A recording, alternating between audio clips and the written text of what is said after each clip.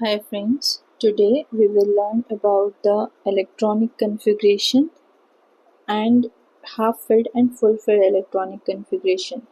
Actually in the last video we have learned about the electronic configuration till 1 to 20. हमने last video में electronic configuration 1 to 20 का देखा था, लेकिन अब क्योंकि हमें इलेक्ट्रॉनिक कन्फिग्रेशन में एक्सेप्शन केसेस मिलना स्टार्ट होंगे, इसलिए इससे पहले हम 21 से 30 का स्टार्ट करें। इससे पहले हमें हाफ फिल्ड और फुल फिल्ड कन्फिग्रेशन को समझना होगा। तो सबसे पहले हाफ फिल्ड और फुल फिल्ड कन्फिग्रेशन क्या होता है हमें ये समझना है। जैसे देखिए अपन ने क्या देखा था कि जो s ऑर्बिटल है उसकी maximum capacity, holding capacity of electron 2 है। तो अगर उसमें 1 इलेक्ट्रॉन है, 2 की जगह पे 1 है, तो हम उसे क्या कहेंगे, हाफ फिल्ड। इसी तरीके से p ऑर्बिटल की मैक्सिमम कैपेसिटी जैसे 6k है, लेकिन अगर उसके पास सिर्फ 3 है तो हम उसे कहेंगे कि वो हाफ फिल्ड है। सेम ऐसा D का मैक्सिमम कैपेसिटी 10 इलेक्ट्रॉन का है और उसके पास सिर्फ 5 इलेक्ट्रॉन है, तो हम उसे कहेंगे कि वो हाफ फिल्ड है। और सेम F की मैक्सिमम कैपेसिटी 14 इलेक्ट्रॉन की है और अगर उसके पास सिर्फ 7 इलेक्ट्रॉन है तो हम उसे क्या कहेंगे कि इसके पास हाफ फिल्ड इलेक्ट्रॉनिक कन्फिग्रेशन है। फुल फिल्ड क्या है, जैसे मैक्सिमम कैपेसिटी, जितने इलेक्ट्रॉन को होल्ड करने की कैपेसिटी है उतना पूरा प्रेजेंट हो। जैसे S की 2 है तो 2 इलेक्ट्रॉन प्रेजेंट हो, P में 6 है तो 6 हो, D में 10 है तो 10 हो और F में 14 है तो 14 हो। ठीक, अगर आप सेकंड पॉइंट पे चलोगे, क्या बोल रहा है, रीज़न फॉर एक्स्ट्रा स्टेबिलिटी। जो हाफ फिल्ड और फुल फिल्ड कन्फिग्रेशन होता है ये ज़्यादा स्टेबल कन्फिग्रेशन माना जाता है। हाफ फिल्ड कन्फिग्रेशन क्यों ज़्यादा स्टेबल माना जाता है, क्योंकि उसमें मैक्सिमम एनर्जी एक्सचेंज की पॉसिबिलिटी होती है।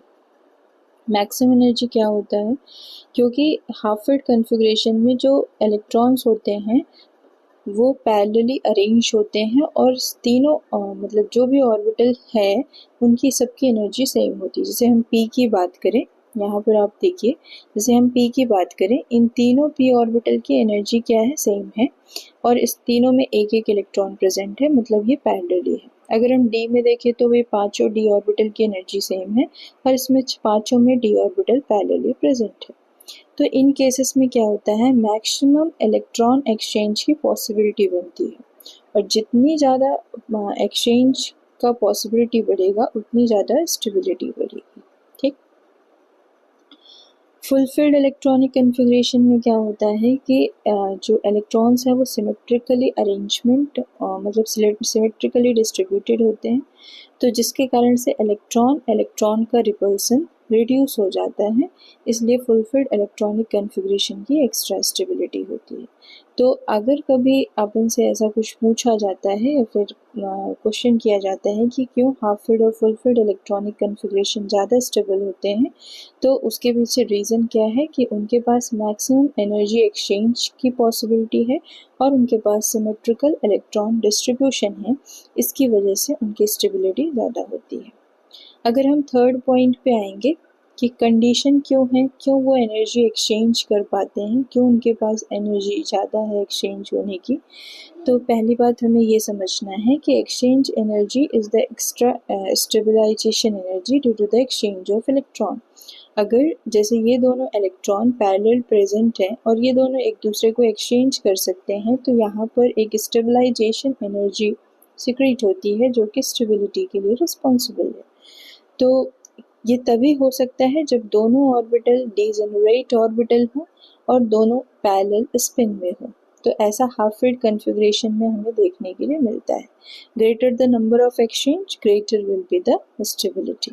Okay, now come to the fourth point. अगर हम इसका रिप्रेजेंटेशन करना चाहें या देखना चाहें तो हमें कैसे हाफ फिल्ड और फुल फिल्ड इलेक्ट्रॉनिक कन्फिग्रेशन देखने के लिए मिलता है।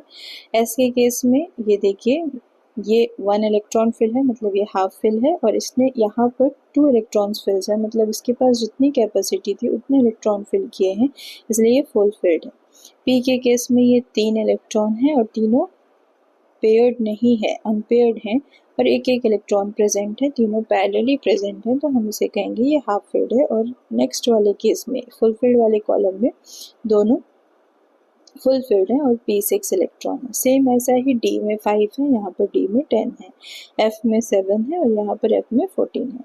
तो जो हमारे पास लेफ्ट साइड वाली कॉलम है वो हाफ फिल्ड का रिप्रेजेंटेशन कर रही है और राइट साइड वाली जो कॉलम है वो फुलफिल्ड का रिप्रेजेंटेशन कर रही है। तो हमारा एक बुक है जो कि JDL के नाम से हम जानते हैं, वो JDL ये हाफ फिल्ड और फुल फिल्ड इलेक्ट्रॉनिक कन्फिग्रेशन का रीज़न यही बताती है कि फुल फिल्ड और इलेक्ट्रॉनिक कन्फिग्रेशन क्यों ज़्यादा स्टेबल है, क्योंकि उनके पास मैक्सिमम एनर्जी एक्सचेंज की पॉसिबिलिटी है और साथ में एक सिमेट्रिकल इलेक्ट्रॉन का डिस्ट्रीब्यूशन है। हम एक एग्जाम्पल लेते हैं, अगर हम 21 से 30 का इलेक्ट्रॉनिक कन्फिग्रेशन करते हैं तो वहाँ पर हमें एटॉमिक नंबर 24 मिलेगा, जो कि हम नेक्स्ट वीडियो पे देखेंगे। बस यहाँ पर हाफ फिल्ड और फुल फिल्ड कन्फिग्रेशन के समझने के लिए हमने एग्जाम्पल्स ले रखे हैं। तो अगर हम 24 की बात करेंगे तो उसका electronic configuration, expected electronic configuration क्या होना चाहिए, 4s2 3d4, ठीक। लेकिन ये हाफ फिल्ड कन्फिग्रेशन को अटेन करने के लिए एक इलेक्ट्रॉन 4s से निकल के 3d में चला जाता है और कन्फिग्रेशन क्या हो जाता है, 4s1 3d5। मतलब इसने क्या किया है, हाफ फिल्ड कन्फिग्रेशन को अटेन करने के बाद अपने आप को ज़्यादा स्टेबल कर लिया। कॉपर के केस में क्या है, configuration, expected configuration 4s2 3d9 है, लेकिन इसने अपना एक इलेक्ट्रॉन शिफ्ट करके 3d, 4s ने अपना एक इलेक्ट्रॉन 3d में दे दिया, इसलिए इसका कन्फिग्रेशन क्या हो गया, 4s1 3d10। ये इसमें सिमेट्रिकल डिस्ट्रीब्यूशन ऑफ इलेक्ट्रॉन आ गया, इलेक्ट्रॉन इलेक्ट्रॉन रिपल्सन रिड्यूस हो गया, इसलिए इसकी भी स्टेबिलिटी जो है वो नॉर्मल कन्फिग्रेशन के कंपैरिजन में ज़्यादा हो गई।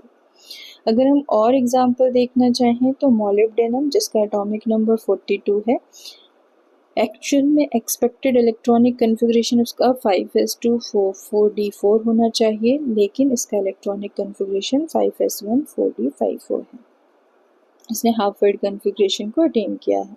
सिल्वर, जिसका इलेक्ट्रॉनिक कन्फिग्रेशन 47 है, एक्सपेक्टेड कन्फिग्रेशन 5s2 4d9 है, लेकिन एक्चुअल में इसका कन्फिग्रेशन 5s1 4d10 है। तो इसने, मॉलिब्डेनम ने हाफ फिल्ड कन्फिग्रेशन को अटेन किया है और सिल्वर ने फुल फिल्ड इलेक्ट्रॉनिक कन्फिग्रेशन को अटेन किया है, जिसके कारण उनकी स्टेबिलिटी थोड़ा सा ज़्यादा है। अगर हम फुल फिल्ड और हाफ फिल्ड में कंपैरिजन करें कि फुल फिल्ड ज़्यादा स्टेबल है या हाफ फिल्ड ज़्यादा स्टेबल है, तो हमेशा ध्यान रखना है full field electronic configuration half filled configuration से भी ज़्यादा स्टेबल होता है, ठीक। हम पॉइंट नंबर 7 पे आते हैं। यहाँ पर बोला गया है कि किसी भी पीरियड में अगर हाफ फिल्ड और फुल फिल्ड कन्फिग्रेशन में कोई भी एटम, जैसे हम कोई पीरियड है, उस पीरियड में पीरियोडिक टेबल में 7 पीरियड है, ठीक है। अगर हम उस पीरियड में एक रेगुलर ट्रेंड से चल रहे हैं लेफ्ट टू राइट में, तो अगर हमें बीच में कोई भी एक ऐसा एलिमेंट दिखता है जो कि हाफ फिल्ड और फुल फिल्ड कन्फिग्रेशन को अटेन कर रहा है, जब हम उसको कन्फिग्रेशन करेंगे तो जो हाफ फिल्ड और फुल फिल्ड अटेन किए होंगे वो पर्टिकुलर पीरियड में उनकी स्टेबिलिटी बढ़ी होगी नॉर्मल ट्रेंड के कंपैरिजन में, ठीक है। तो हम ये सारी चीज़ें जब हम एक्सेप्शन केसेस देखते हैं तब हम पढ़ते हैं वहाँ पर, क्लियर। तो अगर हम इस एक स्टेबिलिटी ऑर्डर बनाएं कि कोई भी इलेक्ट्रॉन या एटम जो है या एलिमेंट जो है उसका कन्फिग्रेशन पार्शली है, मतलब नॉर्मल है, तो वो सबसे कम स्टेबल होगा, फिर उससे ज़्यादा स्टेबल हाफ फिल्ड वाला होगा और उससे भी ज़्यादा स्टेबल फुल फिल्ड वाला होगा, ठीक। होप ये कॉन्सेप्ट आपको समझ में आया हो, हाफ फिल्ड और फुल फिल्ड कन्फिग्रेशन क्या होता है। फिर भी इसके बाद अगर आपको कोई डाउट होता है तो आप कमेंट बॉक्स में अपना डाउट पूछ सकते हैं। Thank you and have a nice day.